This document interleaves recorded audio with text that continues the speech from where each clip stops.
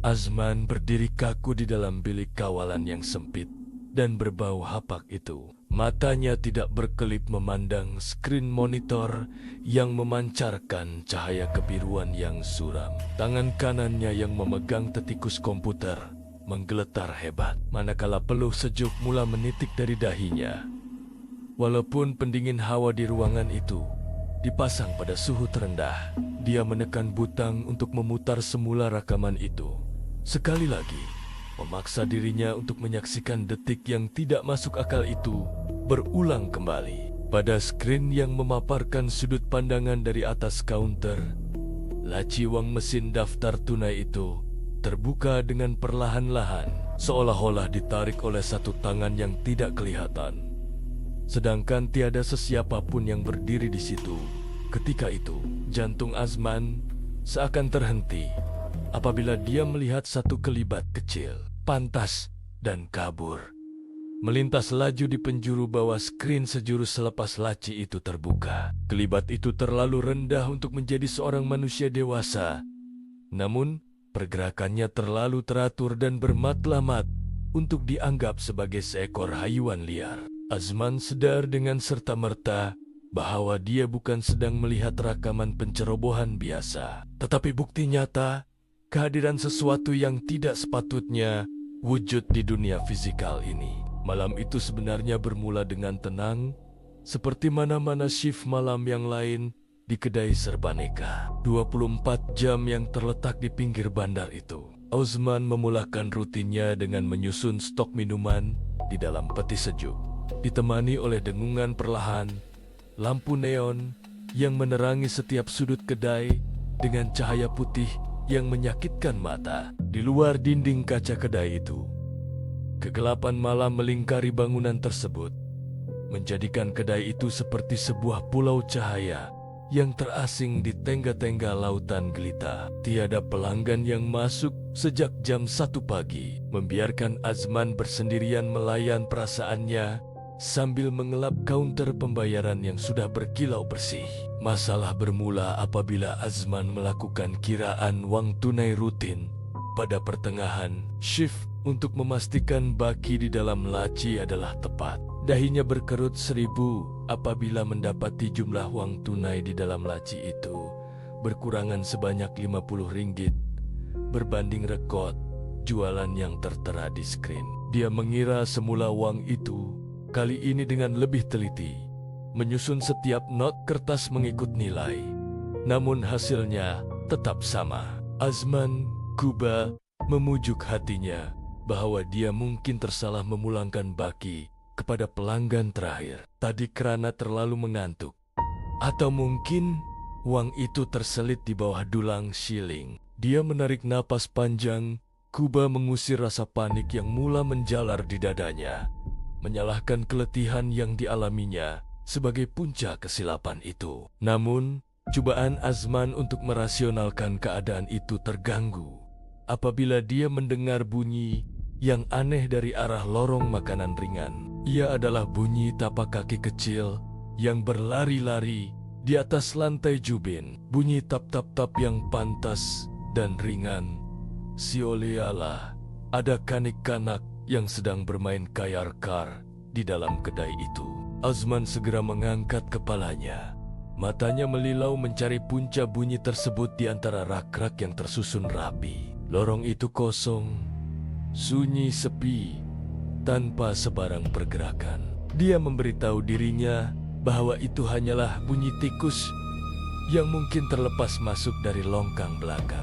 Atau mungkin bunyi paip air lama yang bergegar di dalam dinding bangunan. Walaupun logiknya Kuba menafikan, nalurinya mula memberitahu bahwa ada sesuatu yang tidak kena dengan suasana kedai pada malam itu. Azman kembali ke kaunter. Kuba menyibukkan diri dengan menyusun semula rokok di rak belakang.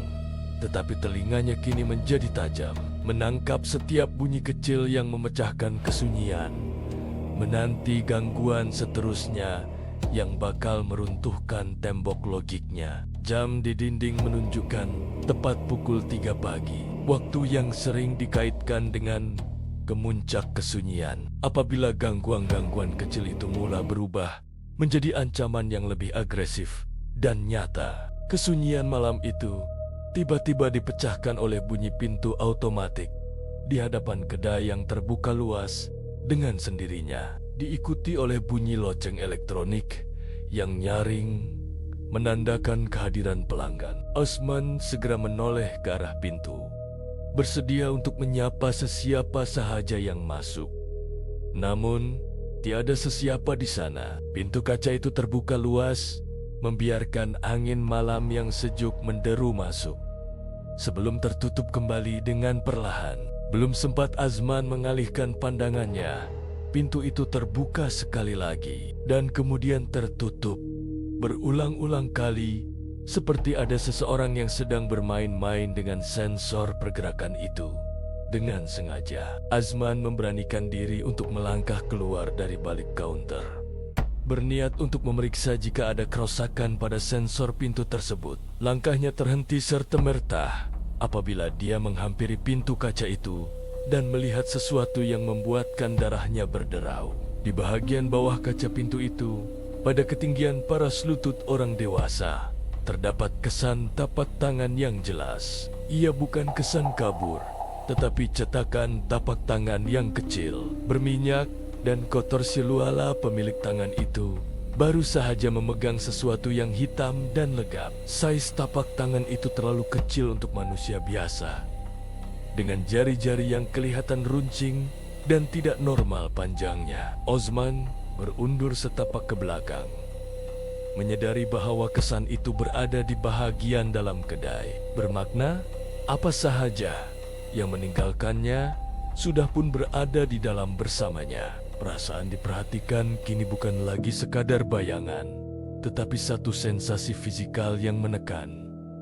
Seolah-olah ada mata yang sedang merenungnya dari celah-celah rak barang yang padat. Bulu roma di tengkuknya meremang tegak. Tiba-tiba, dari arah lorong gula-gula yang terletak berhampiran dengan kaunter, kedengaran bunyi hentakan yang kuat. Beberapa kotak coklat dan bungkusan guli-gula jatuh berselera ke lantai dengan kasar.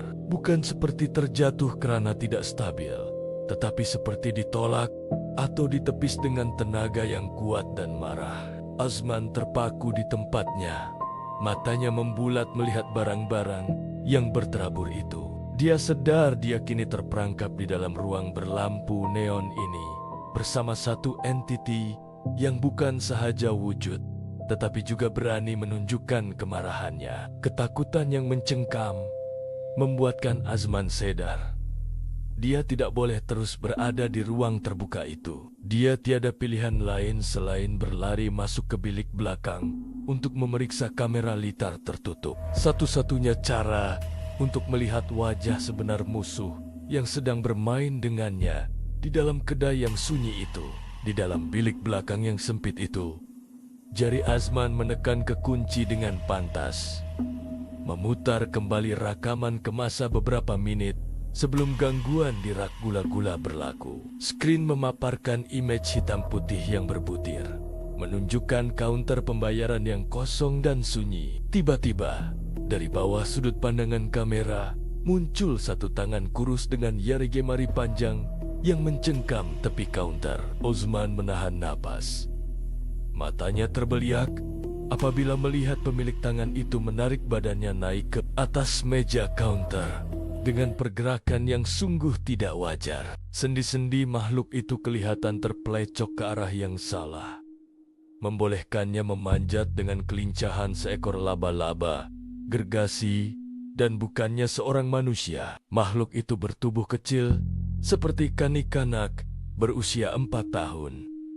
Tetapi kulitnya kelihatan kelabu, kusam, dan berkedut, melekat ketat pada tulang rangkanya yang menonjol tajam. Kepala makhluk itu botak licin dengan uret-uret hijau yang timbul di sekitar tempurung kepalanya yang besar, manakala perutnya buncit secara tidak normal, seolah-olah penuh dengan sesuatu yang busuk. Azman melihat dengan ngeri apabila makhluk itu yang kini jelas dikenalinya sebagai seekor toyol merangkak di atas permukaan counter yang licin menuju ke mesin daftar tunai. Dengan kecekapan yang menakutkan, jari runcingnya menyentuh butang pelepas laci di bawah meja, dan laci itu terbuka perlahan tanpa sebarang bunyi amaran. Tangan kecilnya menyambar beberapa keping not merah dengan pantas, menggenggam uang itu dengan rakus sebelum memasukkannya ke dalam satu uncang lusuh yang tergantung di pinggangnya. Namun, detik yang paling merobek semangat Azman bukanlah aksi kecurian itu.